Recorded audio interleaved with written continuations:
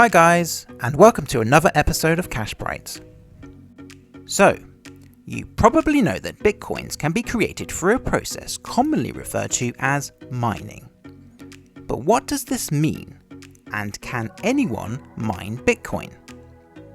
Well, mining is performed by high-powered computers that solve complex computational mathematical problems. When computers solve these problems, they actually produce new Bitcoin on the Bitcoin network.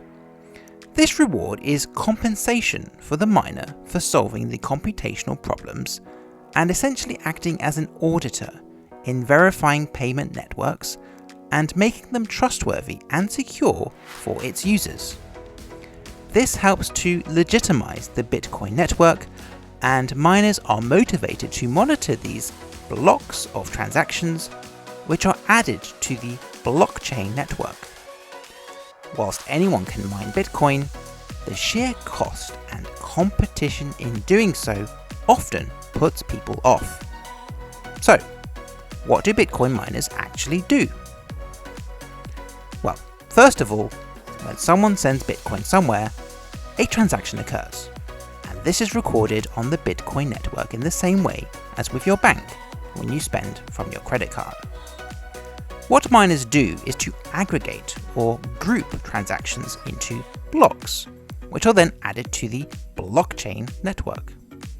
It's the miner's job to ensure that the block of transactions are accurate and to make sure there is no double spending. With more than 300,000 transactions a day, and this is growing, it's a tough job to verify these transactions and to add new blocks to the blockchain. To actually earn Bitcoin, miners need to first verify thousands of transactions. This needs to equate to 1 megabyte of transactional data. Once you have achieved this mammoth task, to add a new block to the blockchain, miners must also solve a computational mathematical problem, also known as a proof of work. Without getting too technical, miners attempt to produce a 64-digit hexadecimal number called a hash that is less than or equal to the target hash number.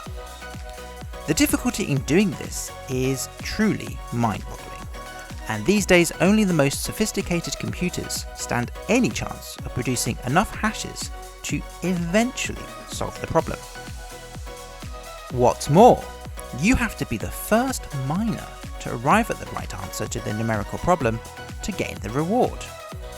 There are no prizes for second place, and even after all that effort verifying thousands of transactions, there is still no guarantee you'll get anything for your hours of toil. If you do manage to succeed in completing a block, today's reward is worth just over 6 bitcoins.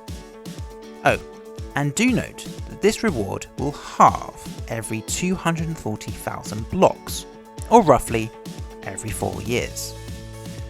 This brings me neatly back to the reality of mining. It's certainly not for the faint of heart.